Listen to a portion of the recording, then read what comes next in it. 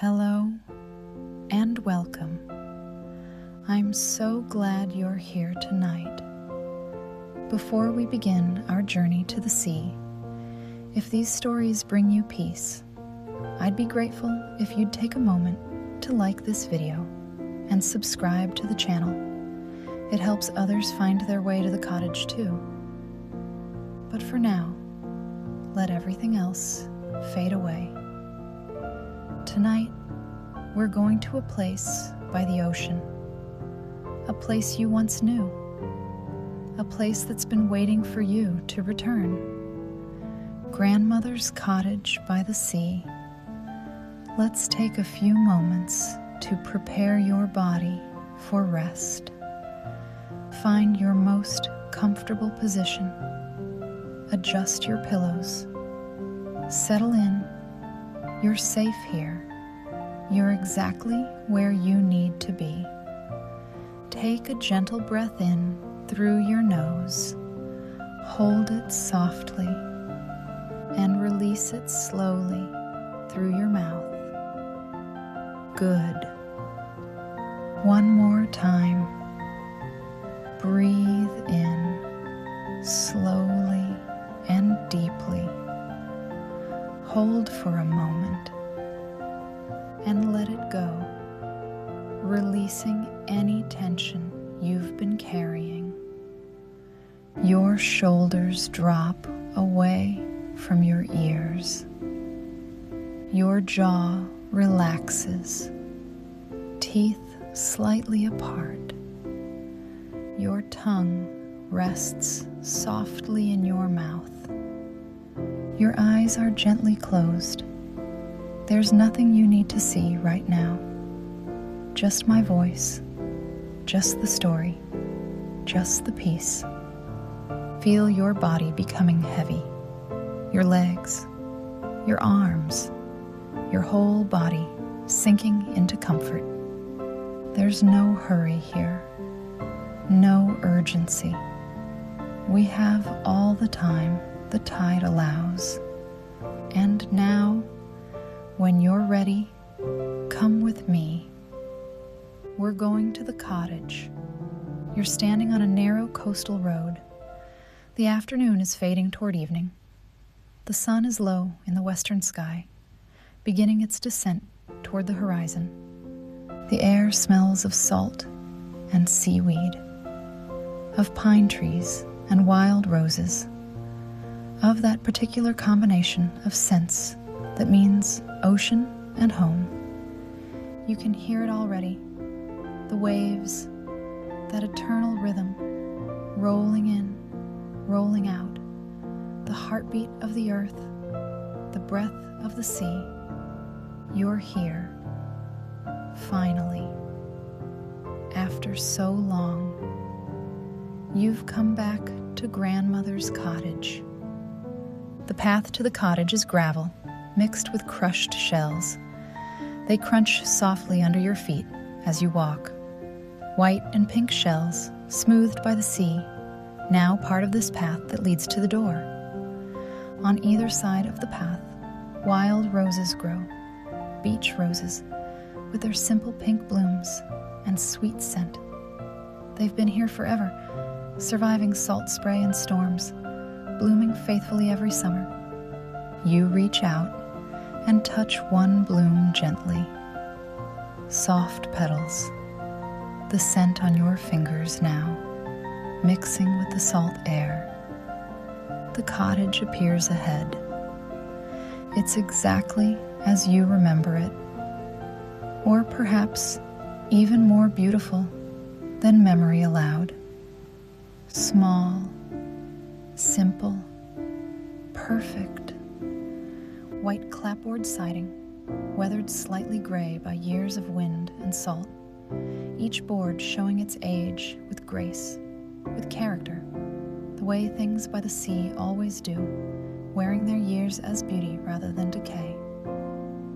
A steep shingled roof, gray shingles, rough and textured, thick enough to withstand nor'easters, angled to shed rain and snow, practical and strong, like everything Grandmother chose.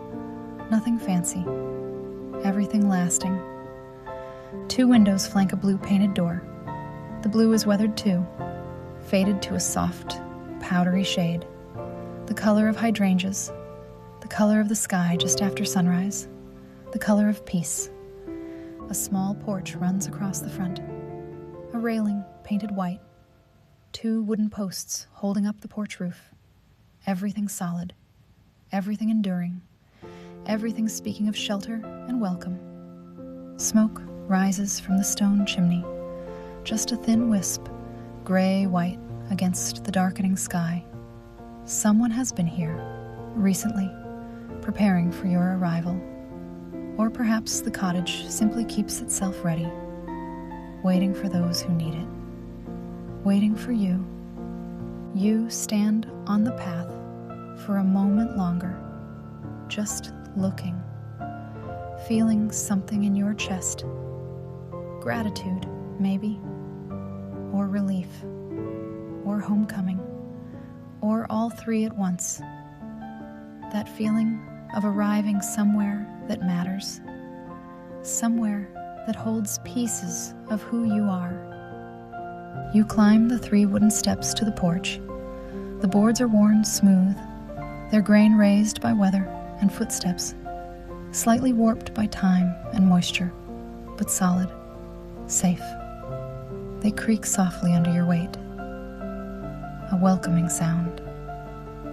The sound of wood that's held many feet, many people, many homecomings.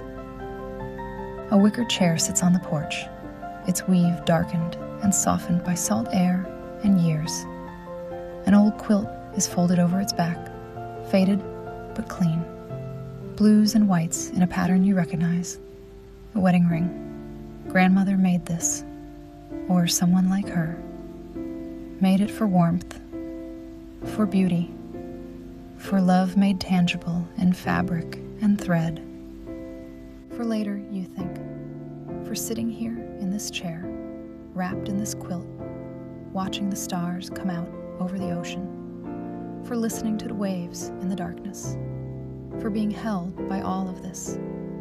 The blue door has a brass knocker shaped like an anchor, tarnished green now, green as sea glass, but still beautiful, still speaking of the sea, of being grounded, of holding fast in storms. You don't knock. This is your place, your refuge, your home by the water. Or it was once, or it will be now. Time is flexible here, by the sea, past and present and future, all existing at once, like waves overlapping on the shore. You reach for the handle, white porcelain, cool and smooth.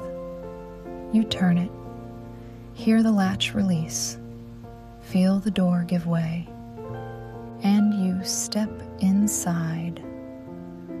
The cottage welcomes you with warmth and light. The interior is one large room with a small kitchen area at one end and a sleeping loft tucked under the eaves. Simple, perfect, everything you need and nothing you don't.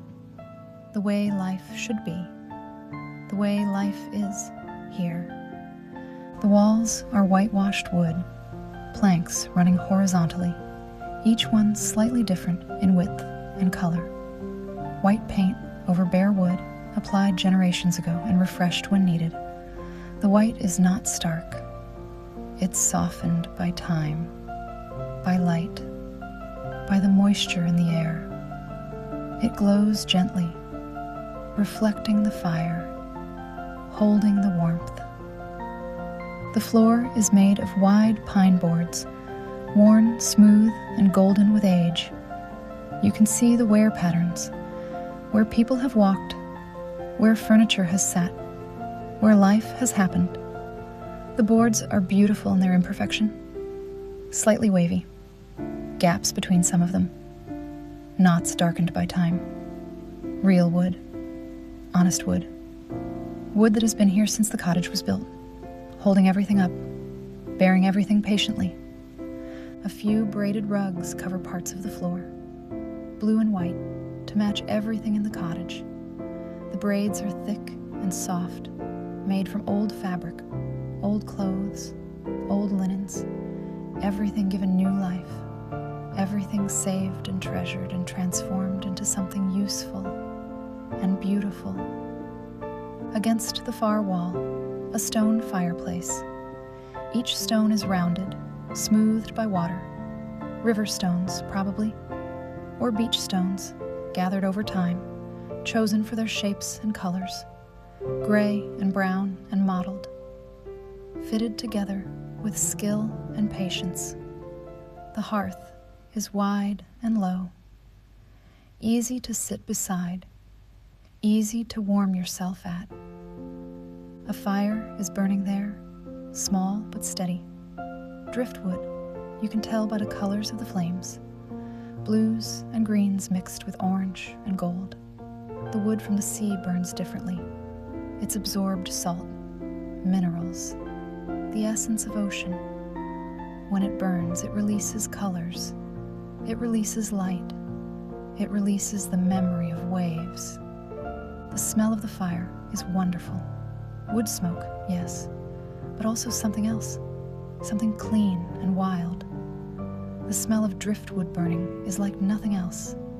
It's the smell of transformation, of something the sea-shaped being given to fire. The old elements in conversation, water and fire, opposing forces creating beauty together. In front of the fireplace, an overstuffed chair, deep and comfortable looking, faded blue slipcovers, washed soft by time and salt air. The kind of chair that holds you, that accepts your weight and your weariness, that invites you to sit and stay and rest. Beside the chair, a reading lamp, brass with a fabric shade, cream-colored, casting warm light, the kind of lamp that's meant for reading, for the quiet hours, for the times when daylight isn't enough, but you're not ready for full darkness yet. A small table beside the chair, dark wood, simple lines, on it, a book, face down, open, as if someone just set it aside, meaning to return in a moment, as if the cottage is lived in, inhabited, loved. You move closer and see the book's cover. A novel, old, the spine cracked from reading, well-loved. The kind of book that's been read many times. By grandmother, perhaps. By others who've stayed here. By you, maybe, years ago, when you visited as a child. The kitchen area is along one wall, small but complete. Everything needed, nothing extra.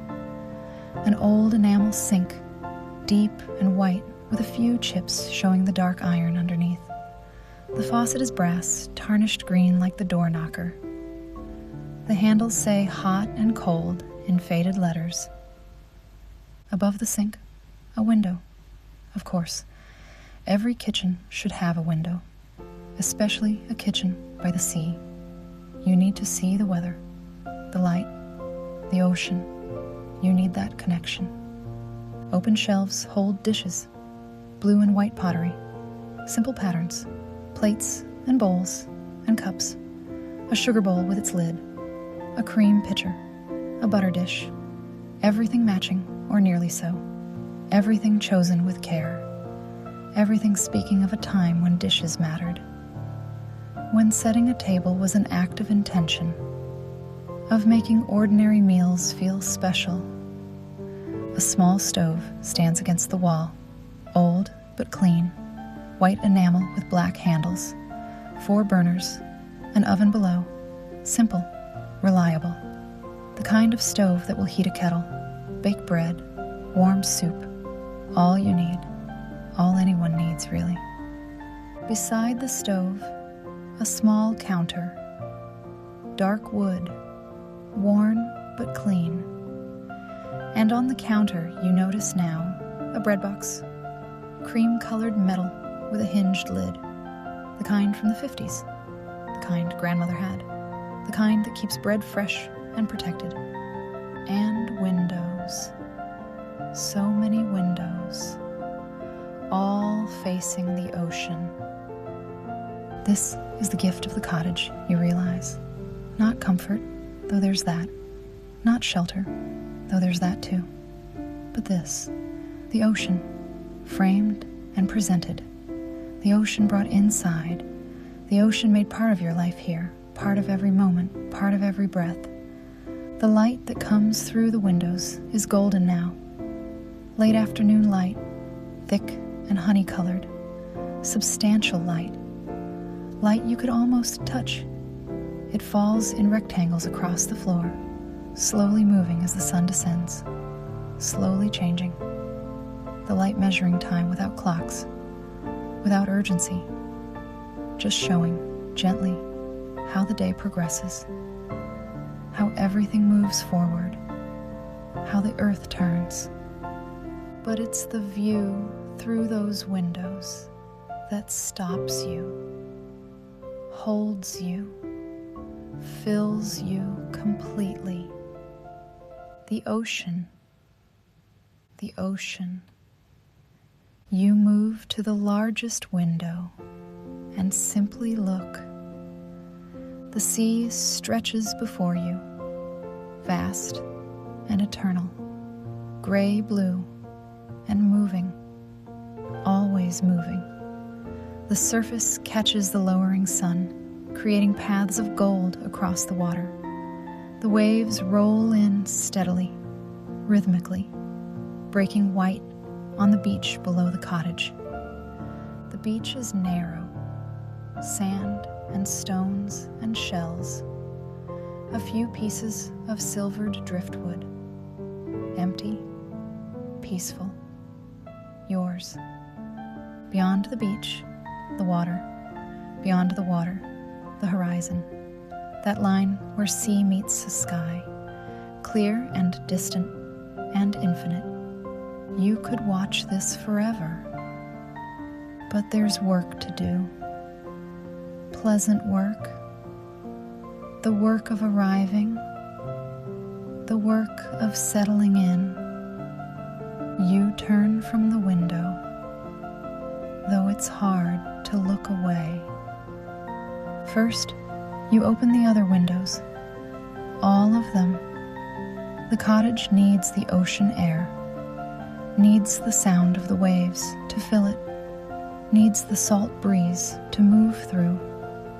Each window opens with a small effort, swollen slightly from moisture, but willing. You push them up, one by one. The old sash weights clunk softly inside the walls as the windows rise, and the ocean comes in. Not water, but everything else. The sound, immediate and encompassing. The waves louder now, clear and constant. That rushing, rolling, eternal sound. The smell, stronger. Salt and kelp and clean water. The smell that lives in memory. The smell that means peace.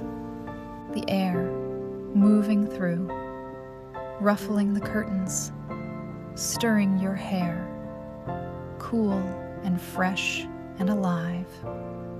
The cottage breathes, and so do you. You move to the small kitchen area. On the open shelves, you find what you need. Everything is here, waiting. Everything in its place. A blue enamel kettle, old, speckled with tiny chips that show the dark metal underneath.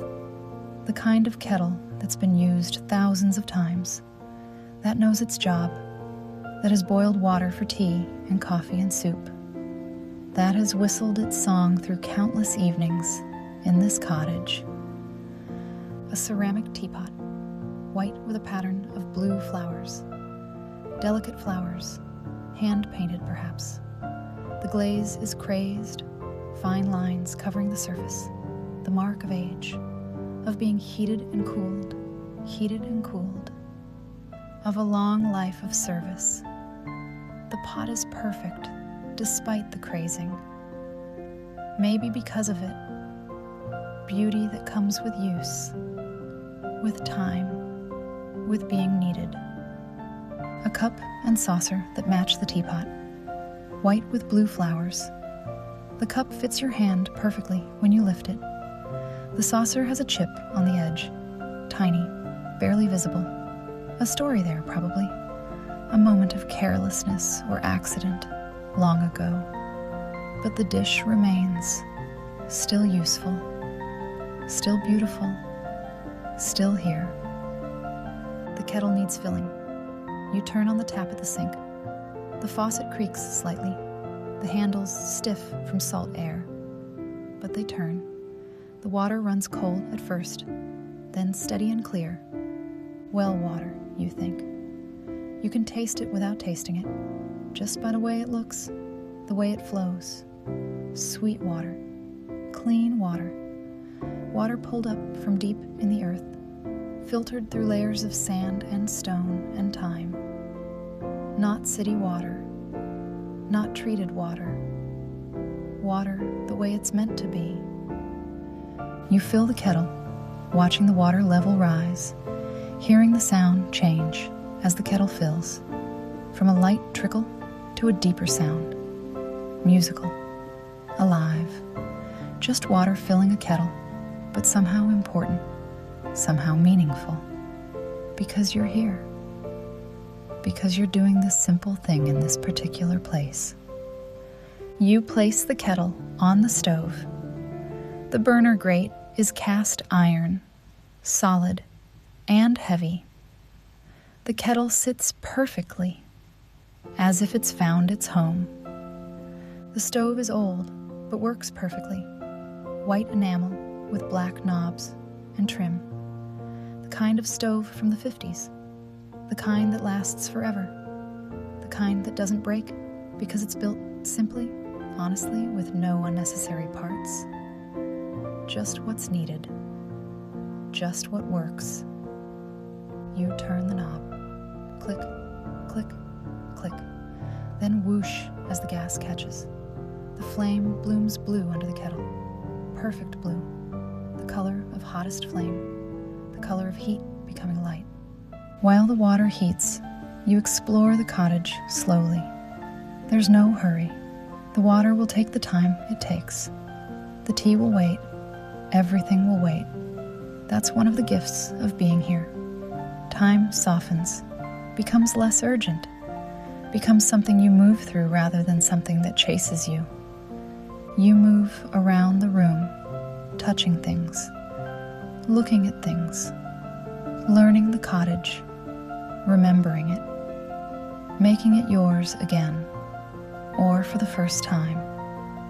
On a shelf near the fireplace, a collection of sea glass, pieces arranged in a shallow white bowl, green and blue and white, clear pieces turned frosted by sand and time. Each piece is smooth, all edges worn away. Each piece once sharp, once broken. Now beautiful. Now treasures. You pick up a piece of blue glass. It's cool in your hand, smooth as silk, the blue of deep water, the blue of summer sky. You hold it to the light from the window. The lowering sun shines through it, and the blue glows, becomes luminous, becomes more than glass, becomes light itself. It casts a blue shadow on your palm, on the floor, a small blessing of color. You remember finding pieces like this, years ago, maybe, or in another life, walking the beach at low tide when the water pulls far out, revealing things, searching among the stones and shells and drying kelp, looking for treasure, for pieces of glass that the sea has transformed, each piece a small miracle, each piece once broken, discarded, considered trash, now made beautiful by water and sand and time, made precious by the patient work of the ocean. You set the blue glass back in the bowl carefully, gently, with the respect it deserves. On another shelf, shells. A collection that's grown over years, probably. Over many walks, many searches, many moments of stopping and stooping and finding. Scallop shells in fans of white and pink and pale purple, perfect ridges radiating from the hinge. Each shell a small masterpiece of natural engineering. Each shell once home to a living creature. Now empty, now clean. Now beautiful in its emptiness. Smooth moon snail shells, white and spiral. You trace the spiral with your finger, feeling how it grows larger, following a mathematical perfection that the snail knew without knowing, without thinking, following the pattern built into its being. Tiny periwinkles, dark brown and black, no bigger than your thumbnail, dozens of them in a small jar, each one perfect in miniature, each one a whole world to the creature that lived in it. A large whelk shell, brown and ridged and architectural, heavy in your hand. You pick it up, feel its weight, its substance. Turn it over to see the opening, that secret interior space, smooth inside, polished by the animal that lived there. You hold it to your ear, the old ritual, the old magic, listening for the ocean, and there it is, that rushing sound, that whisper, like wind, like water, like distant waves, the ocean captured, the ocean remembered, carried inside the shell the way memory is carried inside us. The ocean you could already hear through the open windows. Yes, but this is different. This is the ocean made portable, made intimate, made personal. This is the ocean you can hold, the ocean you can carry with you. The ocean that proves that even away from the sea is never entirely away from you. You set the shell back on the shelf with the others, with all these small pieces of the sea, with all these small treasures that speak of time and tide and transformation. The kettle begins to whisper, a soft sound at first, almost inaudible, just the water beginning to stir, beginning to wake, beginning to remember that it wants to be steam. Then it hums, a low, rising sound. The water moving faster now, heat becoming motion, potential becoming kinetic, physics and magic at once. Then it sings, that high, rising sound of water coming to boil, the sound that says, I'm ready, I'm hot enough, I've reached the transformation point, the sound that's called humans to tea for centuries, the sound that means pause, stop, something is ready for you. You return to the kitchen, turn off the flame with a quick twist of the knob. The blue flame disappears instantly, becoming nothing, becoming memory. You lift the kettle carefully.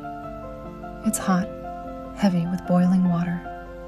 You can feel the heat through the handle, but not too much.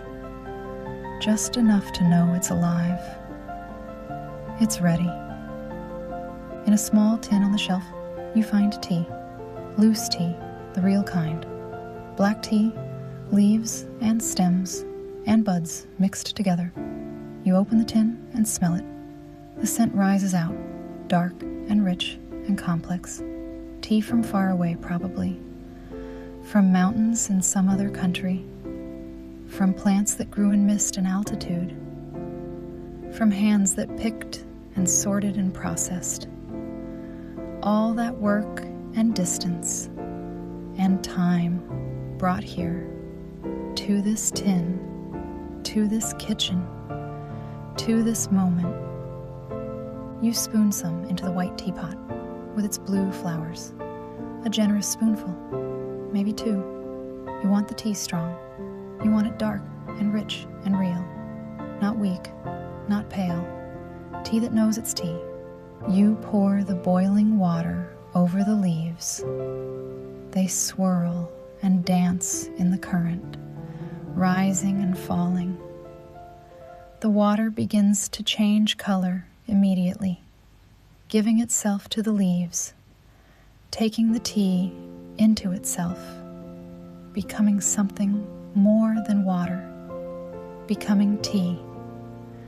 The tea begins to steep. You put the lid on the pot to keep the heat in, to give the leaves time to release everything they have, their color, their flavor, their strength. You set the pot on the counter and wait.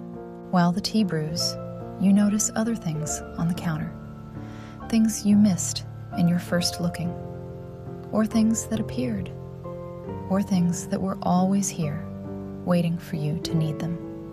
Bread under a clean white cloth. You lift the cloth and see the loaf. Fresh bread, still slightly warm even, crusty on the outside, that deep golden brown that means it's been baked properly. Slashed across the top, the cuts opened in the oven to release steam, to let the bread expand, to create that pattern that's both functional and beautiful. Who baked this? Who was here? Grandmother, perhaps, in spirit, if not in body. Or perhaps the cottage simply provides. Perhaps this is a place where needs are met without question, where those who arrive tired are given rest, where hunger is answered with simple food, offered freely, no payment needed except gratitude. And butter in a covered white dish. You lift the lid. Real butter, yellow, soft, ready to spread, the kind that comes from cream, from cows, from farms, not margarine, not substitute, real butter that knows what it is. And jam in a small jar, raspberry by the deep red color. You hold the jar to the light. The jam is thick, full of seeds, homemade probably, made from berries picked in summer, cooked with sugar until they transformed into this, into sweetness that can last through winter, into summer saved in a jar. Everything is exactly right. Everything is what you need without knowing you needed it. The cottage providing, the universe providing, love providing, across time and space, and the veil between worlds. You take a plate from the shelf, white with a blue rim, heavy, real china, the kind of plate that has weight and substance, that tells you that eating matters, that being fed is important, that simple meals can be sacred. You cut a thick slice of bread with a knife that's waiting on the counter. The knife is old, the handle worn smooth, the blade sharp still. It cuts through the crust with a satisfying sound. That crunch, that giving way. The slice falls onto the plate, thick and perfect. You spread it with butter, watching the butter melt slightly into the warm bread, golden on golden, richness on comfort. Then you add jam, a generous spoonful, spreading it carefully, making sure it reaches all the way to the edges. Dark red against golden, sweet against savory, perfect. The butter and jam soak into the bread slightly, become part of it, everything merging, becoming one thing, one perfect thing. Food that's more than food, food that's comfort, that's welcome, that's home. You pour the tea into the cup. It's dark and strong, just as you wanted, nearly black, rich, substantial. You add a bit of milk from a small white pitcher that's waiting, cold, on the counter. Someone put milk out for you. Someone knew you'd want it. The milk swirls into the tea, creating patterns, spirals and clouds, light and dark mixing.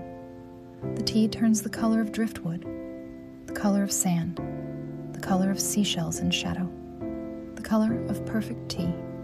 You carry your tea and bread to the window, to the chair placed there, perfectly positioned for watching the sea, the chair that's been waiting for you, that knew you'd come, that saved this spot for you.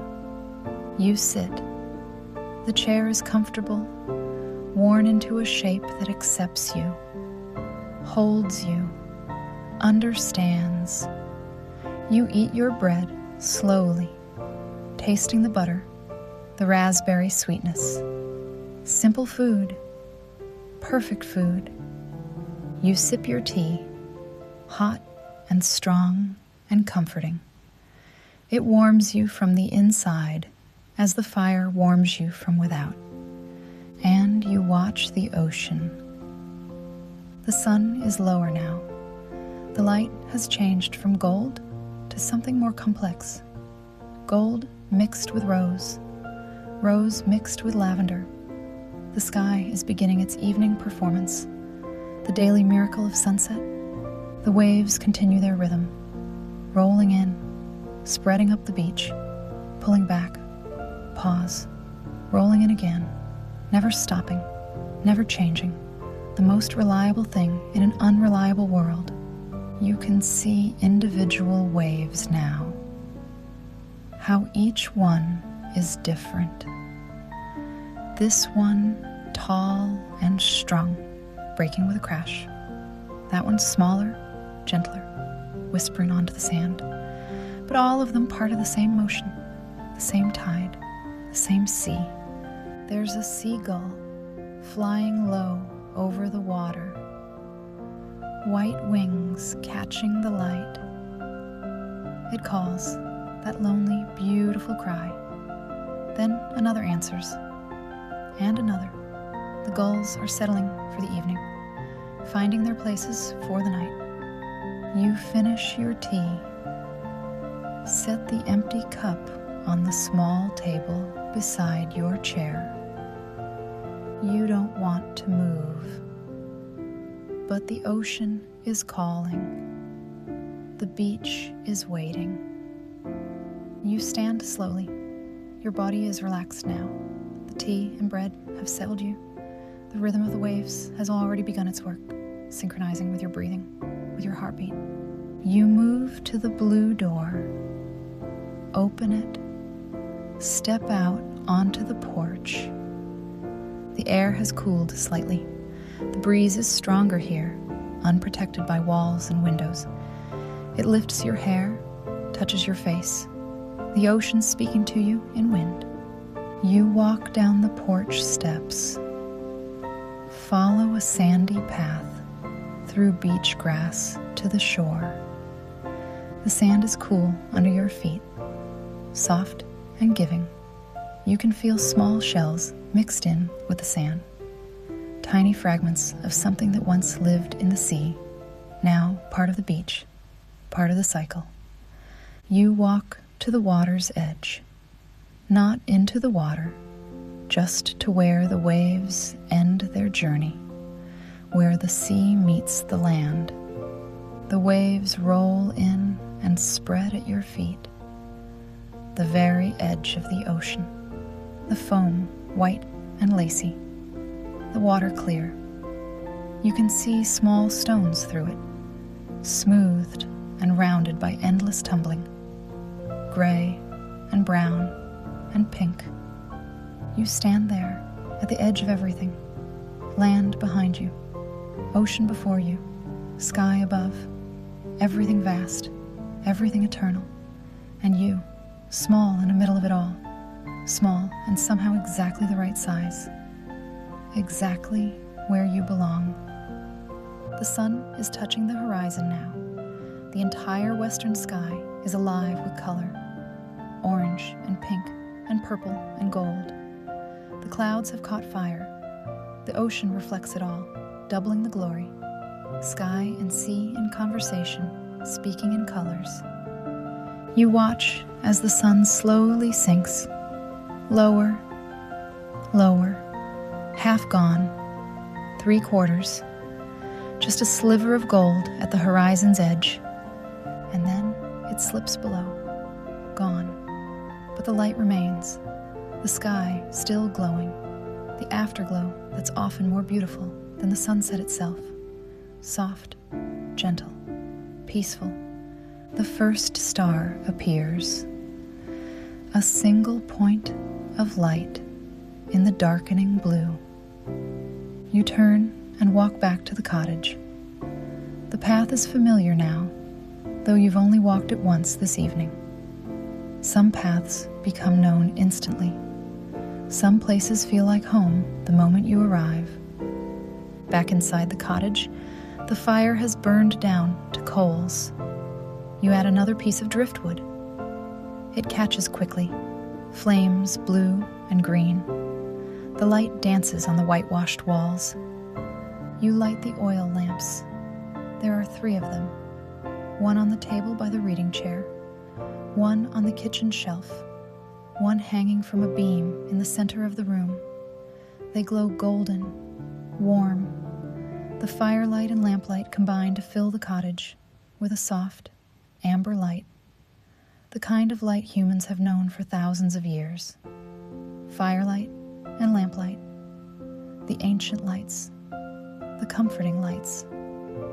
You close most of the windows now, leaving just one open, enough to hear the waves, but not to let in the evening chill. The curtains move gently in the breeze. White curtains, simple and clean.